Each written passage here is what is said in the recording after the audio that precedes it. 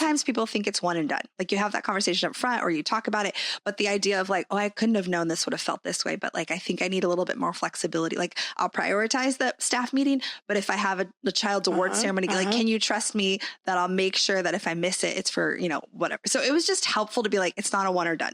When you're working with a friend, you're probably going to have different seasons, different factors, different events, shifts outside of your control that mean you revisit it. And people a lot of times just think it's like you have it and then it should be working for forever. Right. But like as the seasons shift, like those conversations should be happening constantly. So it's not like a big confrontation, but like I value the subtle feedbacks. It's almost like the difference between a chiropractic adjustment versus like open heart surgery. Like if you put it off for so long, it gets so elevated and there's so much you have to clear the air where it does become high stakes.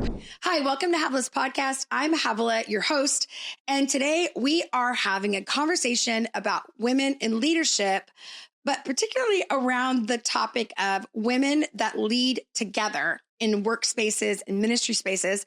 And of course, I can't do that on my own. I have to bring in a real life friend and someone I work with, Jenna Zint. Thank you for being here. Thanks for having me, friend.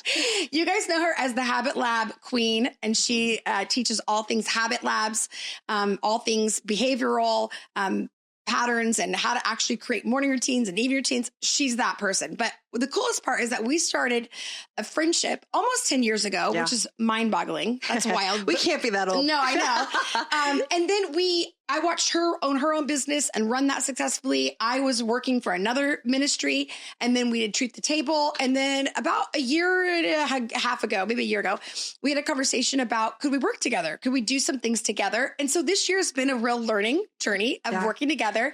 One of the reasons I wanted Jenna to come and work with us is that I loved her strength. I loved her.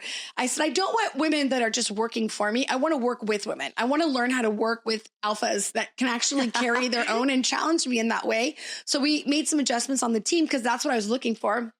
And so she came on, and honestly, one of the conversations we had initially was, I don't want this to risk our friendship. Yeah. Like I would be so sad because we have such a great friendship and we've worked really hard to build what we have. Could you imagine sabotaging it by work? But we knew that's likelihood. So I don't know what your journey was in getting to me, but that was a little wild. Well, I was thinking we started working together in two ways at the same, because that's true. We formally started like serving at our church together in the women's executive. Like you took over pastor and then so it was like two things at once. So I remember no wonder it was more complicated. It was kind of like separating out what was like ministry work related, what was business work related, what was friendship. But I think it was really helpful that we had a lot of friendship road underneath us. So it was like a little more easy to be like, okay, I know who I'm going to be working with and you know who you're like. The good, the bad, and the ugly, like full picture for both of us. Be like, yeah, I can sign up for that. But I think we actually had a really great conversation. Do you remember before we started working together about our hesitations what we were afraid of? But I loved it. Someone recommended we do this, but I loved it because it made me own my own nervous, like areas that I was nervous about rather than assuming they were going to happen and watch them play out. Because the idea of like confirmation bias, that you assume, you notice what happens, like what you think is going to happen versus like actually kind of like bringing it to the light and then like speaking to it and then making a plan, a strategy. So like, I remember one of the things this is very funny. One of the things you were nervous about was that I overshare in general. I'm very open. Like you're open and I'm like open. So like you were like, I am nervous that you would not try to uncover me, but you would share something that I wasn't uncomfortable with or that I wasn't comfortable with. So like, it was so helpful to hear that because it almost like highlighted that when we've been working together, be like, oh, what I passes through my filter, I need to heighten for your filter because I would keep it at my filter and think I'm protecting you well, but to protect you well, I want to like show up in the ways that you feel safe. Yeah. And it was just so helpful getting that info up front. And you're really good at that. Like for all those that are listening and watching, like Jenna is the queen at understanding, oh, this is going to be probably a roadblock and let's just get it out in the open. She's one of those that's like, let's rip the Band-Aid off and let's just look at it and assess the wound and get there. But I think our initial hesitation was that women don't work well together often. And I hate to say that because we all are pro women working together. But in general, what I've seen is a hierarchy. So a woman comes in, she's the alpha. And then she has women below her that work and they make her look successful and they may feel empowered. But in general, there's no one like the queen. I keep saying the queen today. I don't know why, but the queen bee. And I watched that kind of if they wanted to be powerful, they had to get out of her ecosystem to be powerful. Oh, wow. And that was, again, in the beginning, that made sense. But as I watched it year after year, decade after decade, I thought, no, there's got to be a way for women to work together to where it's not just, I'm actually working for you, but not with you, but to actually work together. Yeah. So I think some of my hesitation initially was that. And then as we came together and you initiated this, I believe, was let's talk about maybe some things that we're going to need from each other. And that's how that conversation started, which I would say if you're about to work with a friend, a family member, somebody in your space, whether it's work, ministry, at the school, like wherever you are. No, it's so real. Set some parameters. Yeah. So we just had a conversation. And I think what we did initially is we didn't come in with a list of rules. We actually elevated our relationship. Like, hey, I love you. I'm with you. You know that. And you and I had gone through really healthy friendship walls of like, okay, I misunderstood that. Explain that to me. Or, hey, forgive me. That was wrong. And we really started working through some of that. This keeps happening. Can you explain what's going on your end when it's happening? Because this is how I'm experiencing it, you know? Okay. So you just did one of your tricks. You probably didn't even know it. So this is a great thing that you started out with was curiosity. You came in with a curiosity. Hey, this, help me understand.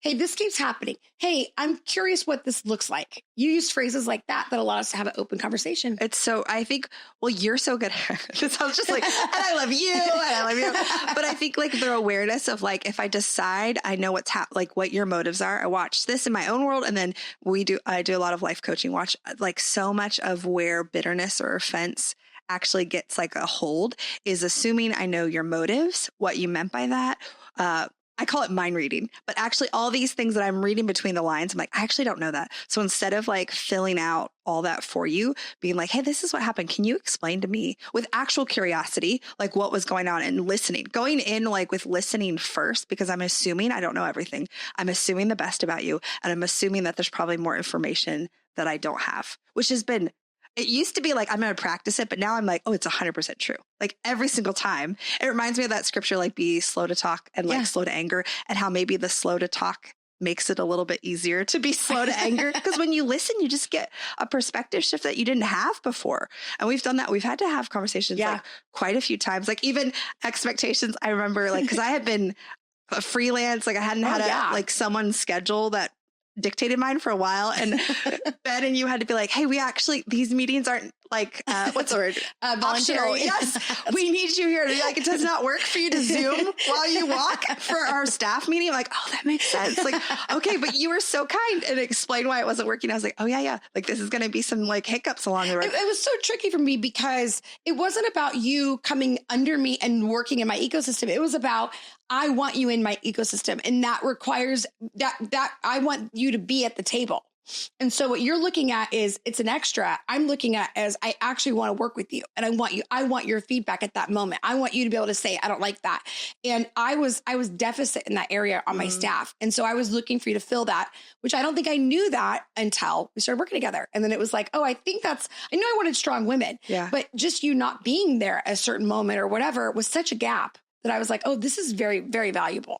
But yeah, I think we started working through some of that. I think you expressed some of your fears as well, working with me. Like you were concerned it would damage our friendship. Yeah. Because like you said, I really liked what we had. So I was like, I know. But there's one point where the Lord was like, you have to believe that the history you have can navigate. Like, you're right. It won't be perfect. There will be painful moments, but you can trust how you guys have navigated friendship in the pain and navigate working together as well. Like, use the same tools. It's not different. And also like the quick to ask questions, like keep short accounts, but actually like, hey, this hurt. Can you tell me what's happening? Yeah. Like do it fast versus letting it fester. I think that was like, I can do the same. Like I can trust how we've shown up in friendship if we continue to bring those same tools into working together. And it's really, we have. Well, and it's scary too, because you do see my underbelly. Like when you are friends and you can go meet each other for a walk or have a cup of coffee, or you are, you're in date mode. It's easy. You look cute. But when you present what you want to for them to see. Absolutely. And that's what you want in a friendship. That's really you relaxed without responsibility. But when you get somebody in your world and you're trying to go, actually, I'm really weak in that area. I don't know how to do that area, but I also wanted you to come and trust me. It's vulnerable. And I think I can see why women keep other women at arm's length that are strong, because I think that when women are strong and they are intelligent and they are mature, they are going to say, this doesn't work. And what an immature person can say, no big deal, or a younger person or a disconnected person can say, I didn't even notice. You won't. And I think it's a sacrifice on both ways, right? Yeah. So I think one of the fears was that and we did have a conversation around that. And then we started working together. And again, we'd have little tweaks. I think a lot of times people think it's one and done. Like you have that conversation up front or you talk about it, but the idea of like, oh, I couldn't have known this would have felt this way. But like, I think I need a little bit more flexibility. Like I'll prioritize the staff meeting, but if I have the child's award ceremony, like, can you trust me that I'll make sure that if I miss it, it's for, whatever. So it was just helpful to be like, it's not a one or done. When you're working with a friend, you're probably going to have different seasons, different factors, different events, shifts outside of your control that mean you revisit it. And people a lot of times just think it's like you have it and then it should be working for forever. Right. But like as the seasons shift, like those conversations should be happening constantly. So it's not like a big confrontation, but like I value the subtle feedbacks. It's almost like the difference between a chiropractic adjustment versus like open heart surgery. Like if you put it off for so long, it gets so elevated and there's so much you have to clear the air where it does become high stakes versus like if you do it quickly, it's not high stakes. That's right. I think also the idea of like, I think one of my fears was how do we not have everything work? Because it's like, I was concerned I'd really separated my life from my friendships and my family. And then I had this whole work side of life, which is traveling and writing and all that stuff. And so one of the concerns was, am I going to just merge my whole life together and is it going to be messy? And I think you've done a really good job of respecting the difference, but I had to be clear. And this was not natural for me. Like I want to say there are some people that naturally communicate their needs. I don't. I have a lot of fear of man that I have to overcome. I have a lot of fear of rejection that I've had to walk through. So part of me is I'm afraid if I share a need, it's going to be looked at as control, manipulation, or it's going to be looked at as dominance. Or because I want people to feel free and powerful. But if I say I want you at a staff meeting, does that feel controlling? Does that feel like, oh my gosh, you said I'd be free to do whatever I need to do. And now you want me at some hour staff meeting. So that was some of the things I had to overcome to trust that you had the maturity to see the difference, that it wasn't control, that it was contribution. It was very different. But for me, I had to be able to tell you, Jenna, I can't talk about work in every environment. And that was a conversation we had to have too. You were like, these are the areas that like, I'd like to talk about it. This would feel almost like when we're doing friendship small group, like to not ask the 5 admin questions that you have burning. Cause I'm also impulsive with ADHD. And I'm like, oh great, we have you. Let's go. And I'm like, oh no, that's super helpful to actually know that. And I can respect that. Or even if I need answers that I haven't gotten them, be like, hey, can we schedule that? So like, it doesn't have to be now, but I would like, it makes me be able to be present without getting the answers for that. It's almost compartmentalizing in a healthy way. Like you leave work at work. And even though we have friendships, like you kind of have to learn that when you work with your spouse too. Like you do. It is helpful to leave that in the working hours so that I can show up in friendship hours as a friend, not like baggage or tasks over my head, That's right. And honestly, I experienced it, which I think when you work with women that are healthy, when you expressed your needs, I felt safe because I'm like, I actually want to be on your team in the sense of like be working as much as I can adjustments to help you. So the idea of knowing what doesn't help you, I'm like, oh, great. I can do as much as I can to not hit those because that's not a big deal for me. Or I can figure out how to incorporate that differently. But it made me feel really safe. It didn't make me feel controlled. It's amazing. It was so helpful hearing them. Yeah. I would say though, like, I think sometimes when you don't work with people who are mature, I think maybe that's some of the hard part, but realizing you still get to show up in maturity and almost like call the culture higher. Like I think sometimes people, it almost reminds me like, well, they don't, therefore I'm going to lower my standard or mirror what the culture is or how they're showing up. But I'm like, if you show up in integrity and not control, but still vocalize your needs, even if someone else gets triggered, if you show them that it's not like because I'm trying to control you, eventually they believe. It's like your actions will speak louder. Yeah. Even if they hear something different, you're like, oh, that's not what I mean. I really don't need you. But like this meeting's important to be prompt. Eventually they'll be like, oh, it is. Yeah. Like, okay. It's just about that. It's not an underlying. That's really the issue is a lot of times there's an underlying narrative that's being said that we think we're missing. At least for me, like a lot of times I tend to bring, again, this is not healthy Havilah, which is I'm less curious and I'm more of a conclusion. Like I conclude that they didn't want to do that. I conclude that this is why they're doing that. Instead of staying curious, I would say that's been the secret to what we're doing. Yeah. But also, I think being willing to understand that it is a different space in which we're working in. So we have all this history and friendship. And I think about people that are working with family members on staff or, within their work. And it's like, well, we have all that, but it's true. We've never been here before together. Yeah. So also the grace to say, we've had almost a decade of friendship, but we've never really run an agenda together like this. We've never done this. And to stay curious rather than judgment of, I thought you knew to do this, or I thought you could pull this off. Rather, actually, you and I are brand new in this area in our lives. That's our so friendship. good. And one of the things that you're talking about, like sometimes when you've been working together for a while, but you start communicating like this, there's this temptation to unravel like a decade of pain. But one of the things that I've just realized, I'm like, I'm going to speak, like I'm not saying I've missed the window, but it would be overwhelming to try to unravel all of that. And it would be like cornering someone and unloading a decade of pain. So instead, like talking about like, hey, last Sunday, this is how I felt. Yeah. Even if you see the pattern that it feels like it has been longer, actually speaking situational so that you can get current and be like, what's happened if it happens a few times, rather than trying to unravel so much history at once. You're like, okay, I'm just going to like, honestly think of it like bite-sized elephant. I'm going to talk about right here, right now, because this is me keeping short accounts for this. Like I might think there's, patterns, but I'm going to talk about this event. And that's because that's like bite-sized amount. It's the iceberg. Would you say, what about those that are listening that say, I'm working with somebody, I am actually like working for someone and with somebody, and I don't know how to be honest with them because they're actually not representing that kind of honesty. And so how do I navigate that? Because I think there are people that are going, well, that's easy for you too. You figured it out. Yeah. But I mean, I have a thought, but I'm curious how you would. I want to hear your thought. Well, my thought is just you work with me, but you mimicked that. So to think that it has to come from the top is actually a misconception of where authority lies. Oh, that's so good. So it's misdirected authority. You're giving somebody who pays a paycheck or makes a decision, they get to decide what the culture of the friendship relationship is actually not true. Yeah. And if they can't do that, then there's more manipulation. There's other things at play that you may not want to be there for very long if they can't handle. But I would say you did what I could mirror. You mirrored it for me. But I also think that you can actually ask, like, if it's not like I've worked in but I've worked in environments where it was not like a healthy culture of feedback. But I went in at one point, I was like, I actually really value, this makes me feel safe. If I've done something that you're not enjoying or you'd like to edit, it almost feels, to me, it feels like spinach in my teeth. Like I could have easily adjusted my behavior and it wouldn't have had these ramifications on you. Like if I could, why wouldn't you give me a chance to do that? Weren't you nervous if like, I think, again, this is not healthy, Havilah, but if I go to you and say, why? And what if underneath it all, you've been keeping a long list. And so if I come curious and a little frustrated, what if you unload on me? Yeah. What would you do in that? I would so if someone truly, well, most of the time I wouldn't like say like open-ended why. I'd be like, hey, this happened. I'd actually use real, like again, the bite size. So yeah, like what happened, like when we were having that goodbye party and I like, that's part of my role. And I felt like I was feeling some friction. Was that my imagination? Like, was that what was happening for you? Like I would literally say something like that. And like, what was happening for you?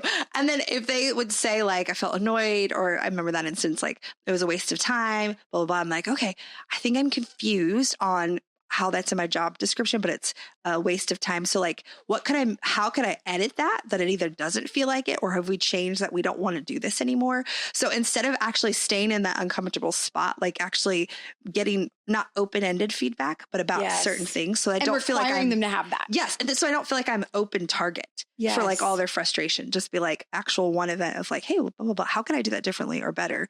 And then realize for myself, like I might receive it and then go have an emotional reaction afterwards, but then bring it back. Like it's not, maybe it will be painful, but I know that it'd be better. And either it's going to point out dysfunction that isn't changing. And like you said, you don't want to be there, or it'll actually require everybody to grow. I totally agree. And I don't know about you, but for me, when I feel that kind of tension, it usually happens in a work environment with someone, because there's a lot at play. We're believers. So obviously we have our faith communities together, and then we've got our families, and then there's so many dynamics. I tend to go home and I've learned to write letters that I never send, but to write a letter. And if it still matters to me in 24 or 48 hours, then I go back and look at it. But I never, within that first 24 hours, it's as good as dead. It doesn't mean it's real at all. It could be purely by hormones. It could be sleep. It could be. So I always say filter first, get that really clear of the thing you can't shake. Once you've written it out and you've had a couple days, see what's still there. And usually there's something within there that's just not working. I haven't had to write you any letters. I was like, there's no letters for you. With it. Yeah. You can get on my iPad, you'll find some letters. It's funny. I'm on the opposite end of the spectrum where I'm sometimes like, it's not a big deal. And I'll let time simmer and I'll like not talk about it because it's happened so long ago. But I'm realizing, so if I'm looping on it, like if I can't kick it for a couple days, then I'm actually, it almost feels like the initial pain, because we're all going to experience like little bumps and bruises of pain, has actually spoiled bitterness or offense. And I need to go take care of it because that won't heal. Really good. It's like, that's my key, that it's not healing on its own. But I never go into like conversations like that without having written down what I'm thinking, because I don't feel like, because my goal when I'm communicating my pain is to take the judgment and blame out of it. And if I'm doing it on the fly, I'm way less likely. Okay, so wait, in communicating pain or confusion, you want to get rid of the judgment and blame. And blame. So you write it down so you can clean it up from any blame. Okay. I do multiple sometimes edits, and then I practice too, because I'm like, if this values so much, if it's like heart, like you're poking someone's heart, why would I think I could do it off the cuff or fly? That's like, brilliant. And then it helps me because I'm like, I actually care about good feedback, not about unloading on you. I'm not telling you what's your problem. I actually want us to grow better together, And very tangible. Like when I left that room and you said this, that was confusing. Can you tell me what was going on there? I love that. And then within my job, what do you need me to do? So you're asking them to be specific and deliberate rather than just, I'm so sorry, forgive me, and walk out the door. And I would say that sometimes you had asked like about, like systemic, like maybe if you feel like someone else that you're working with is constantly annoyed or just gives off that vibe. Yeah. I wouldn't be like, you're always annoyed when you're using absolutes. That's just really unhelpful. Like people, it almost like you lose the case with the person before you begin. You do. So again, thinking of the like, hey, I'm feeling like maybe there's some tension here. And if your brain, you're like, there's always tension after a staff meeting and someone suggests something that's not your idea, but like act like talk about only right now. Staying in the present. Yes. Staying so present helps people, because sometimes people really don't know what's going on. Some people are not self-aware, where they're not actually trying to deceive you. They don't take enough time. So sometimes I have to help. I feel like my little questions of bite size, they're like, oh, I think I am actually usually annoyed after this because I feel not heard. That's so true. Or like there was some, I don't know, they weren't minding my authority or whatever you want to say. You're like, oh, what makes you feel that way? And then asking more questions. Sometimes I think you get like a well-placed question could help them just realize what's happening inside of them rather than just acting through and it. without judgment, a question that's not leading the witness, but really curious. Yeah. True curiosity. Empathy. Empathy. And I know for you and I, like I would say throughout the year, we had moments like that. And then there came to a point where we had to have the big conversation, which I think anyone who's watching this or listening to this, they get that. Like I have big conversations with my husband probably once a year where it's like, it's time to sit down and let's talk through some things. We've hit the little road bumps and now it's time to just have a conversation. And we had a good conversation, hour and a half, lots of tears. It was beautiful. It was beautiful. And it was really scary for me personally, because again, I didn't want to jeopardize the friendship. Yeah. And I had been in environments where this did jeopardize friendships. And so it scared me. And it was amazing because we have this really core value in our friend group and within our friendships of like, be brave enough to go to each other, ask each other. And again, I can't take credit for all of that. You guys, I mean, Michelle and Lauren, and you guys are just good at that. But for me, it was, I think I need a conversation with you, but that's not business, but just back to friendship for a moment. Can we talk? And for me, that was my effort to fight for the friendship, not necessarily the position. Yeah. I needed to know the difference. Right. So it's like, if I'm just fighting for her to be here forever or whatever, that's going to feel very different than I just want to make sure, that your needs get communicated, that we are good together, and that, that you hear my heart, and I genuinely love you. And I think, you can't say you love somebody and then fake love. Like I genuinely love you, but I think that, I think it was my husband that said, Jenna would love a conversation with you. Yeah. And I was like, she would. I mean, are you sure? Because I feel like I'm kind of going to be griping, like to bring up something she doesn't want to talk about. No, she's never had a problem having a conversation. It was almost like it's you. And I was like, I think you're right. I think it is me. And so it was scary. But I was like, we're going to go. You're not scary, but it was scary for me because I think you're doing it right. You're being vulnerable. Like vulnerability requires risk. It's so scary. Yeah, it totally. I think people think, honestly, I've heard it before. Like you don't understand, or it's not scary for you, or whatever. And you too, probably, like even being more of a big, ministry person. But I'm like, it's always scary when it matters to the heart, and you're risking vulnerability. Because there's always, remember that whole that show that's like, I'm just a girl staying in a bookstore, like it is that simple. I think in life, like I'm just a girl looking at a friend, asking her to hear me. Like it's that simple. That's how broken down these relationships are. It's vulnerable. And again, if it's just work, then we're not going to go cry and have, for an hour and a half and talk about our lives, but the investment was worth it. And I think there's part of us that thought, this is worth it. Whatever this might be, this is worth it. So I want to say, in that conversation, you had some really good boundaries around it. And one of the things is, here's what I'm feeling. The I, right? Yeah. I need this. I feel this. I thought this. It's the I. I'm owning my own story. Here's the story I'm telling myself. Here's what scared me. It's not you. In fact, you don't want to do the yous. Yeah. I actually almost try to avoid the use because it just instantly like triggers or places judgment. And if I'm actually trying to own what's happening to me, because like I have half of the information, like you have the other half of the experience. So assuming that I know everything, I'm like, oh yeah. I think too, what you said about I think like when you work together and you had a friendship first, the periodic check-in to be like, are we okay? We're doing this like very ministry business.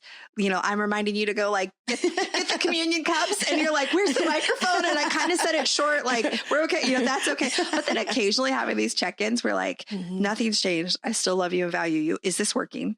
Like friendship's going to be the foundation. Is this working as well? You're like servicing the friendship. Yeah, it's true. Annual checkup. So you get all those miles out of the friendship. But then also the part like, I don't like to cry in front of people. It's not that I don't like to, I just don't naturally cry a lot. Yeah. But when I feel that vulnerable and I cry, I feel really powerless and it's scary. Like exposed? Yeah. I think my mom was not a crier. Yeah. And so anytime we cried in our home as women, it was because it was like really serious. Nobody just cried. It was a very serious thing. And so I think being with you and I remember fighting tears and thought, no, she needs to see this. Like, this is my heart. She's not afraid of this. Like, this isn't manipulation. Oh, yeah. I think that's kind of how I felt sometimes that the emotions are manipulative. Like, feel sorry for me. I know it's probably not healthy, but that would have been. Well, it's your experience. You probably learned that where I learned that tears meant my responsibility to fix it. Like I had caused that much pain that like, it's now like, oh, I'm that bad that they're crying. Yeah. You didn't own that. Mm-hmm.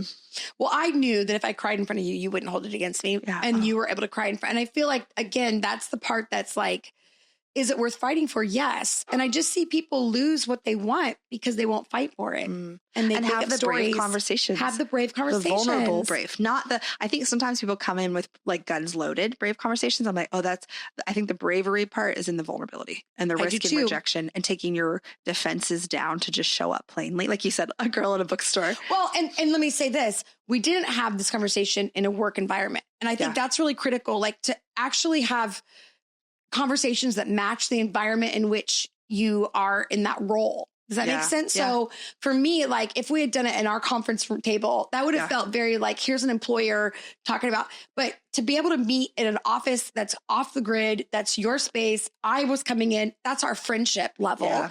I knew that was the right environment too, that you're like, this is friendship. Okay. Though I do think we need to talk about jealousy and competition because I think that actually spoils a lot of powerful women. It does. Like, working together, not in the hierarchy. But one of the things I love is that you really are people's champion. Like there's more than enough for you. And for me, my own journey of when I do, like, I know there's certain friends in my life that I like jealousy comes up for me more than others. Yeah. And I've just started I just get curious, just like I won't come in and necessarily judge. I'm like, what are you trying to tell me? Like what's going on here? And there's certain people that I'm like, it's usually people who are in my lane. Yes. And this thing in me that feels like scarcity. Like if they get the win or the client or that promotion, then it means there's not enough for me. And I've just really now I have like this habit of like, okay, when I recognize it, I take it to the Lord and be like, hey, that's not who you are as a dad. Like, so this isn't about them. This is about me thinking there's not enough, whether it's favor, promotion, money, like all the things. Yeah. Like, and that's not who you are. Like I'm misplacing my trust in their, like you have endless resources. And I actually purposely adjust my thoughts when I come up with like jealousy or competition. Yeah. And then sometimes if I have something I can't kick, I'll purposely voice memo them all of their strengths. Like I'll send them, I'll either make a list of their strengths or send it to them or be purposely encouraging. Cause I'm like, I'm actually going to go after sowing the opposite in this because I recognize how much jealousy takes from me. It's usually people that I admire, but I'm like, this scarcity is not okay. Cause this is not like who my God is, like who my dad is. Yeah. And if we're both sisters, like that's not actually the right way. Like this is a me thing, not a you thing. That's so true. I do think that the jealousy for me is usually they figured out what I'm trying to figure out. So it's the same lane, like they figured out how to get what I've been trying to get, or they figured out how to, or they're living at more peace and enjoying it more than what I have the same thing going on, but I would say so. But recognizing it's a you thing. Yeah. I think that's versus key. like, I think jealousy, not owning it is when competition comes in. tried to better up versus like, oh, like one of the things I love is I think we like, especially in our own relationship, like leaning into learning what you've coded, be like, actually, instead of being jealous, can I actually like learn from you so that I could like not reinvent the wheel or be your biggest cheerleader? So actually purposely going after the opposite spirit, I think is like success, like long-term successful women working with each other. And you're very good at that. I mean, again, curiosity at all levels. I think you've always kept that. So when you do feel something, you like, I hope you guys can hear the work she's done, because when she feels something, doesn't shut it down and leave. She gets curious to say, what can I do? Some really practical things I can do to deal with my jealousy. And then I also think, sometimes it's easier to be jealous of somebody than to do the work yourself. So, right. So I do feel like it exposes, assuming they had an easy, 100%. Like, I've heard all the narratives of like, they didn't have what I have, or they have this kind of husband. Or their spouse, right. Yes. Right. Or they must be a trust fund baby because obviously they have all their needs met. And yet I have found that now, if I'm working with somebody who is jealous and I feel competitive, I'm the same way. We're champion. We can get there from here, but I'm not going to live with that. So does that make sense? Like if there's somebody in your ecosystem, your culture, where it feels like all you're doing is competing, I would say you probably both are alphas and need to be in your own environments. And you're trying to, and unless both surrender to letting both be strong, then it'll just feel like they're copying everything you're doing. And it's contentious. Now, I think anybody can get through that. But I would say if you are just filled with bitterness and resentment because they're getting what you think you earned, it's better to leave and like let that part go than to just suffer. I don't know if that makes sense, but I just see so many women living it yourself too, though, that like, this is a me thing. I almost think of it like a boundary of like, this is the distance I need to protect my heart. Because it's actually my job to protect my heart. You know, just kind of like That's sometimes really good. You unfollow people if you're you're being really judgmental towards them. You're like, this actually isn't you. I'm not punishing you. I'm 100% responsible for what I'm thinking, feeling, and like it's in my heart. So I'm going to do a good job of what I'm letting in. So good. But sometimes I think those are necessary. But I would say too, That's really good. Giving them chances to be like subtle things, like we're on the same team, or like actually verbally affirming, like going after that competition spirit. If you feel it, be like, no, like I am so proud of you. Like I think there are things you could do. It doesn't have to be all or nothing. To give people chances, which you do. You do a great job of reaffirming that the unity and the championing each other and launching each other, that there's more. Like that's the abundance mindset of like, you know who your dad is. When you know, like there's more than enough for all of us. But I think verbally saying it reminds you what the culture is. Like you had to say it a few times where I was like, oh yeah, I actually can be big. I don't need to play small because she's not threatened by me. But it took you like, honestly, probably took 6 months. I remember in Wonder Conference last year, you were finally, and I was like, oh, it was this moment. I was like, I believe her. She means it, you know? Well, I think I had an epiphany probably about 3 years ago, that was like, I have so many strong women I'm around that have no peers. They are leading in their own environment. Now, they think they have peers, but if there's no paycheck, would those girls really be around them? And I found that there wasn't a lot of women that were with peers. Does that make sense? It was like, we see each other once a year and hang out and act like we're peers, and we might be, but doing life together with other strong women, I didn't see it. And so I was like, I am going to figure this thing out because I know I don't want to be by myself at the end of the day. I don't want to be like, wow, look at the mountains I conquered and have nobody there, or kind of high five somebody on the other mountain going, we did this. Or even the narrative, like no one was there for me. Like, so exactly. Almost like you gave us a chance to be there for you. Yes. And I have found that, you know, women are brilliant and engaging. And I just have learned that so many of my fears were just not real. They would sabotage me, or they were other women that mistreated me. And it wasn't all women. It was a few women that I made so good. All women. I hear that a lot about people's issues with women. Like they had a few pains and then they've made these narratives of that. That's everybody's motives. And I'm like, oh, like that feels so sad because there's so many amazing women. I'm like, yeah, it's going to take some risk on your healing journey, but usually taking steps out of your comfort zone is the only way you're going to heal and see that everyone's not your competition, or that we want to be with you on your mountains. That's exactly right. Not sure what that metaphor is. Might have mixed Climb your mountains, wait up. Well, I want to say this as we close. So a lot of, obviously, women lead together, they work together, their family or their friends, whether they're in ministry or in the workplace or just plainly in a volunteer area. What would you say the last thing they need to think about if they go, you know what, I think I need to make some changes, or how do I keep myself safe in this season working with another strong woman? I would say like the little bits. to not come in with an overhaul of like, this hasn't worked for 2 years and it's not. And it's because of, I would be like, oh, the next time you feel that painful thing that you have noticed as a pattern, just address that one time. Like you can actually make the changes you need now, That's even so if good. you've missed your window or, didn't hit it when it first started coming up. It's not too late. And I don't ever leave environments until I've given people little bits of feedback and see what they do with it. Because so often I would assume I know, but I felt like the Lord was like, that's not being the truth. Like if you're not seeing what they actually do with like if you don't have a little bit of risk in giving them feedback, then you're leaving without actually doing everything you could. That's brilliant. So. That is brilliant. No, I think the feedback is very important, and it isn't fair. If you don't give someone feedback, they don't get to actually rise to the occasion. You don't really give them a chance to fight for what you have. And then even the feedback, the heart of, sorry, I totally no. The heart of like, I want this to be better, not you're the problem. Like I think we could work together better. Like that's a huge one. Yeah. You need to get better. Let me tell you. Well, and also if you've never flown a plane, it's a really easy to have a idea as a passenger, or be like, well, my dad was a pilot. Yeah, but you're not flying the plane. Your dad was a pilot. Great. You understand aviation. Great. But also having the respect to say, I don't know what it's like to be in that environment. Yeah. So all I know is what I have is my relationship with them. All I know is what I can work on, but I can't fix somebody else's problems, another employee's problems. I can't fix their spouse's problems. I can't fix their kids' problems. So it's really getting clear on what you can control and what you can't. That's good. Because I see people all go into churches and the family's a mess, and it's like, we want to tell dad this, we want to tell mom this. And I'm thinking, all you have is your relationship with your parent. That's it. If you refuse to triangle and you refuse to gossip and you refuse to, create some kind of hierarchy, you cannot control how your brother experiences that or your sister or that employee over there that's been there for 10 years and is broken heart. You can't control any of that. You have to start with you. And sometimes that feels almost like they don't really want to take ownership. They just want it to be like the big picture, I don't have to be powerful.